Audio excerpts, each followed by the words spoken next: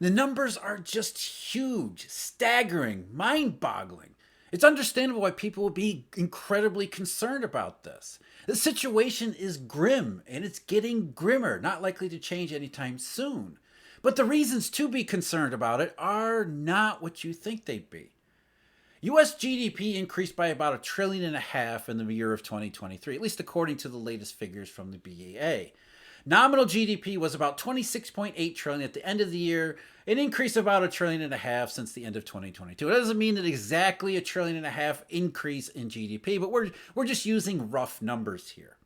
Now, the federal government's debt and the amount held by the public was 26.3 trillion as of the third quarter, the latest figure. So not even the entire year. Yet it had been 24.5 trillion at the end of 2022. By my math, through only 3 quarters, the amount of debt held by the public increased by 1.8 trillion, which was substantially more than the increase in nominal GDP. And it is these types of figures, again, we're not comparing apples to apples here. We're just using these numbers as a rough outline. And it is these types of absolutely huge figures which have people talking, upset, concerned about the future, maybe even the immediate future. Because however you want to categorize the numbers and however you want to measure them, the truth is the US federal deficit got absolutely huge last year. At the same time, the nominal economy actually slowed down. How can this not be a huge problem? As one article earlier this year put it, when it could turn into a more dire situation is anyone's guess, says Shai Akabas, Director of Economic Policy at the Bipartisan Policy Center. But if and when that happens, it could mean very significant consequences that occur very quickly. It could mean spikes in interest rates. It could mean a recession that leads to lots of unemployment. It could lead to another bout of inflation or weird goings on with consumer prices, several of which are things we've experienced just in the past few years. And I think that's the impression many people have. Government deficits are highly inflationary. Too many treasuries, exploding the treasury market, interest rates skyrocket, consumer prices way out of control. But is that actually the case? Is inflation and higher interest rates what we should be concerned most about as the government goes even more insane than it has? Well, the answer likely to surprise you. Some of this starts back in the Great Inflation. There is a school of thought out there that it was the combination of Lyndon Johnson's Vietnam War and his Great Society, which was the giveaway to do the Vietnam War, which led to the Great Inflation as it was. So a huge increase in government deficits in the middle of the 1960s, voila, consumer prices get out of control. And ever since then, this idea that government deficits are highly inflationary has taken hold, even though the data shows at best there's no relationship, and at worst it may be the opposite. In other words, which causes what? It depends upon circumstances. Milton Friedman, at the tail end of the Great Inflation in 1981, wrote an article in Newsweek magazine, which he said, government deficits can and sometimes do contribute to inflation. However, the relation between deficits and inflation is far looser than is widely believed. Moreover, the major harm that deficits do is to foster irresponsible government spending. That much sums up exactly what we should be afraid about, not just in 2023 or 2024, but moving ahead. As politicians show time and time again, they have no restraint. Why would they have restraint? They're politicians. They want to buy your vote.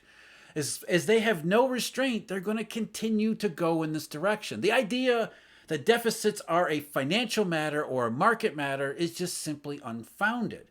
And the reason it's unfounded is because the issue is not inflation or really interest rates. Let's go back to Friedman in 1981. A few facts will illustrate the uneasy connection of deficits with inflation.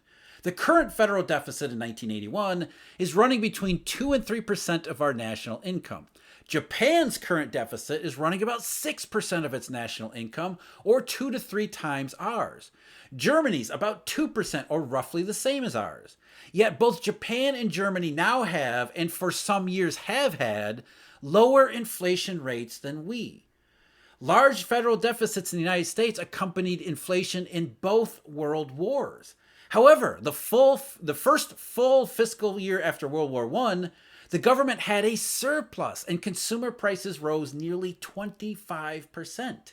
Yet in 1932 and 1933, federal deficits ran about 5% of national income, yet prices fell drastically. Here you have two very good examples at the polar opposite ends of the spectrum. Massive surplus after World War I, and consumer prices are surging. Massive amounts of inflation. Huge government deficits in the early years of the 1930s, which obviously would continue with the New Deal, yet prices continued to fall. In fact, they collapsed in the early 1930s, and they never recovered despite the New Deal, despite massive increases in deficit throughout the 1930s. There isn't on the surface a direct connection between government deficits and causing either inflation or deflation.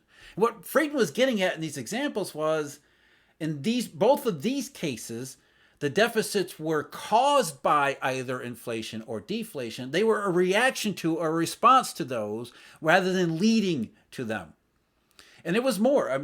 More recently, in the Great Inflation, inflation was 7% in 1975, Friedman said, when the deficit was 5.6% of the national income, and 6.1% in 1969, when there was an actual surplus of 1% of the national income. The years of highest inflation, 1974 and 1979, had deficits in the neighborhood of 1% of the national income. So there isn't necessarily a huge increase in the deficit leads to a major bout of inflation or some other direction. It is, as Friedman pointed out, a much looser connection than we're led to believe, because it maybe in an intuitive sense, it does sound like it should be inflationary. The government is spending money that it doesn't have. Therefore, it's introducing a higher level of aggregate demand. It's pushing money out into the economy that wouldn't otherwise be there. How can that not be inflationary? And Friedman gave us the answer, the thing that we really need to be afraid of. As he continued, both borrowing and taxes crowd out private spending, absorbing resources that might otherwise be used for private consumption or productive capital investment. Because when the government gets involved in either redistribution in the form of transfer payments or in direct spending itself, such as in the shovel-ready projects of the 2009-2010 ARRA bill, we all know the government is absolutely atrocious at resource and income reallocation. In fact, it is ultimately harmful at those tasks. History has shown repeatedly, when the government gets involved in the economy, bad things inevitably follow. And those bad things are unproductive and non-economic distortions, which sounds a lot like 2020 and 2021 to an even greater degree than we saw before. What Friedman was trying to say, what history actually shows, is that government deficits can, at times, depending upon circumstances, exacerbate the current problems. In other words, in the Great Inflation period, when the U.S. government ran substantial deficits all throughout, didn't matter which administration was involved or which party was in the White House or in Congress, it was a bipartisan failure, because it's always a bipartisan failure. We had massive deficits in the 1970s, which likely contributed something to the Great Inflation. Big part of the problem was Federal Reserve policymakers were blaming fiscal deficits for the inflation, and therefore looking at the money supply and thinking, well, we can't define it, so maybe there's no problem there. It must be the fiscal problem. It led to confusion on top of making the situation worse, because it isn't about the fiscal deficit. It's the circumstances in which they arise or why they arise. In the case of, for example, the 2010s, the fiscal deficit arose because the economy fell into a deflationary period. We had a massive recession. The government does what the Keynesian textbooks tell them to do. Massive increase in deficit spending, and the results were not inflationary, not a skyrocketing period of interest rates. They were same as we see in Japan. So it depends upon circumstances. In fact, if you go through the trajectory and history of U.S. federal government deficits, especially as they relate to as a percentage or proportion of GDP, what you see is maybe some surprising results. started in 1966 at the very beginning of the Great Inflation, but also the federal government ramping up its deficits and debts. 1966, the U.S. debt as percent of GDP was about 40.3%. By the end of 1969, despite that huge increase in deficits as a debt as a percent of GDP was down to 35.5%, which was because the great inflation had got started and nominal GDP was rising faster than the deficits were. In other words, the deficits weren't causing the inflation, they may have been making it worse. But as a result, nominal GDP was growing faster than the debts. By the time you get to 1974, the end of 1974, the ratio of debt to GDP was just 30.8%. So during the first half of the Great Inflation, debts to GDP actually declined, which is the opposite of what most people are led to believe. In fact, you get to the end of 1981, or the second quarter of 1981, toward the end of the Great Inflation, around the time when Milton Friedman was writing his article, debt to GDP was still around 30.7%. It hadn't changed much through the rest of the Great Inflation. The deficits didn't cause it, and maybe in the second half of the 70s they contributed something to it, but that's not the overriding factor. That's not the cause. That's not the primary independent variable. And we continued through the 1980s, a period which are remembered correctly for being a robust economic renaissance. Debt to GDP by 1991 had surged to 57.4%.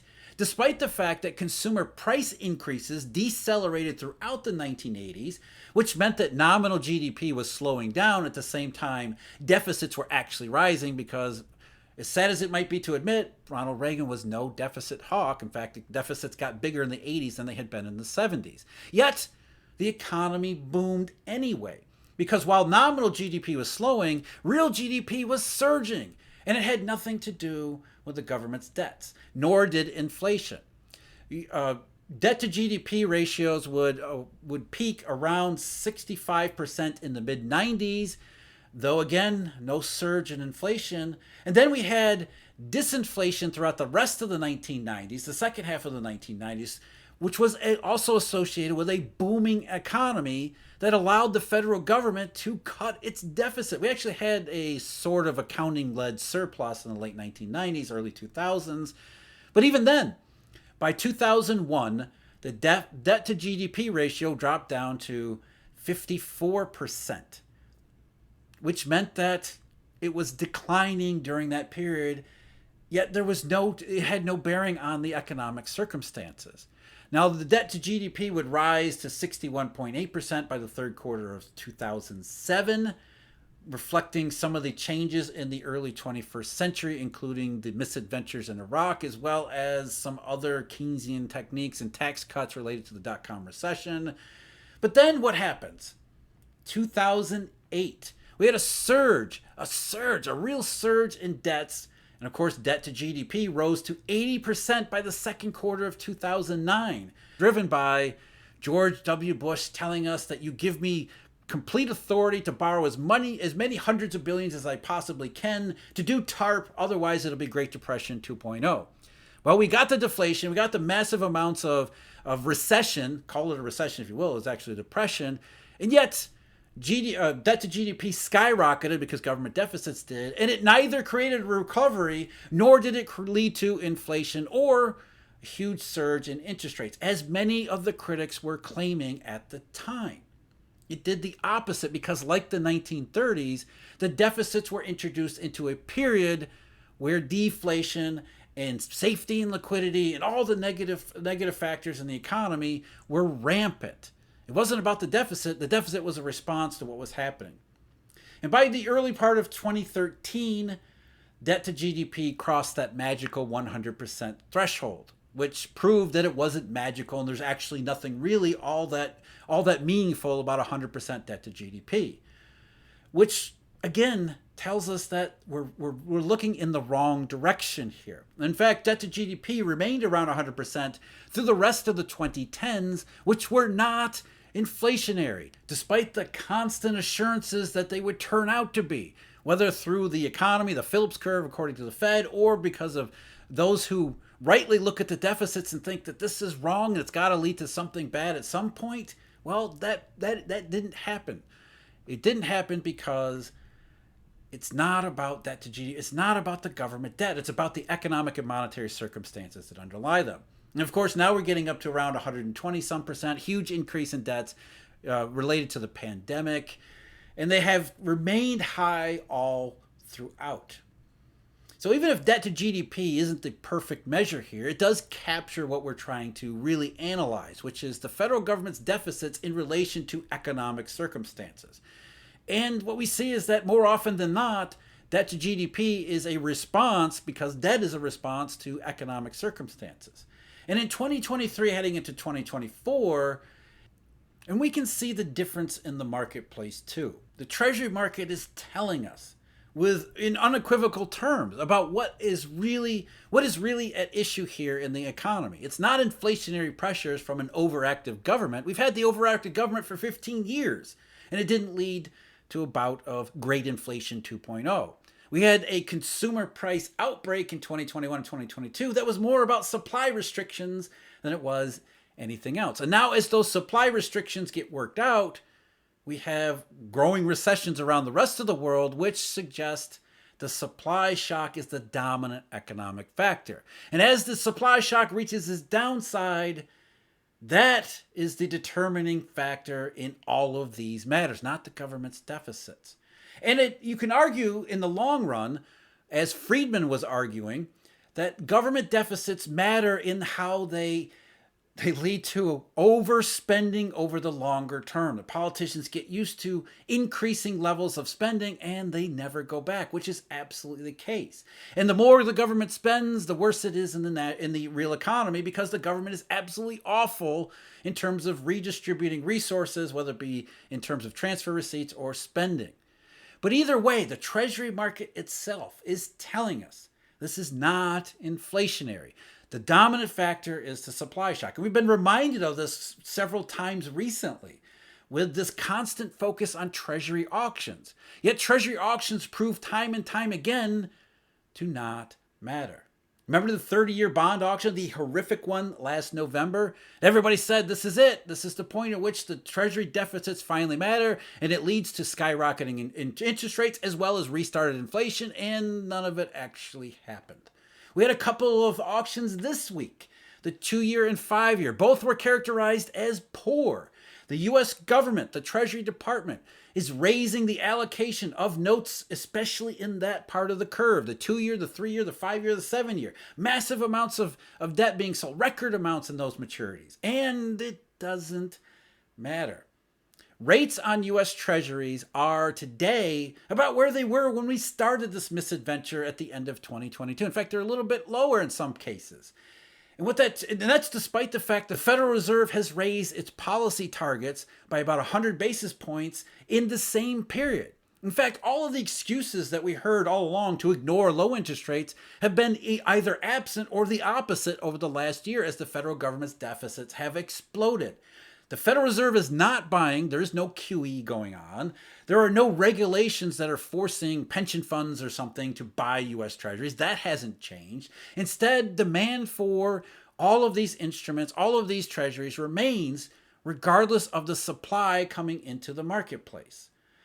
Sadly, it isn't the market that is going to tame the politicians. That's going to be up to the voters. And the reason is, in this set of circumstances that we're dealing with, it looks more like the 2010s than the 1970s. Therefore, the real contribution from the federal government going insane is to make the bad situation worse in that direction.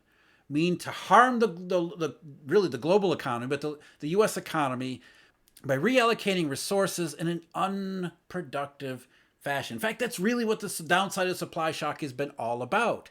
The fact that the governments, in expanding their deficits in 2020 and 2021, while it looked like a recovery at the time, it looked like a good idea, maybe there was a moral case to be had for it, it also led to enormous distortions, unproductive measures that we're going to have to pay for.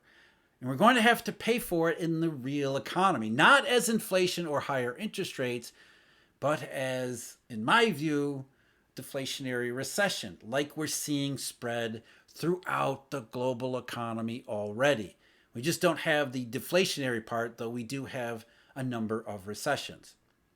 So, despite the huge, mind boggling numbers from the federal government, massive amounts of borrowing, an intuitive sense that must be inflationary, history shows it's more about the circumstances behind the deficits that ultimately determines how much additional trouble governments will introduce. If you want to see more about why the bond auctions don't actually matter, especially that 30-year bond auction, that's the video I've got linked below. As always, I thank you very much for joining me. Huge thank you, Eurodollar University members and subscribers. And until next time, take care.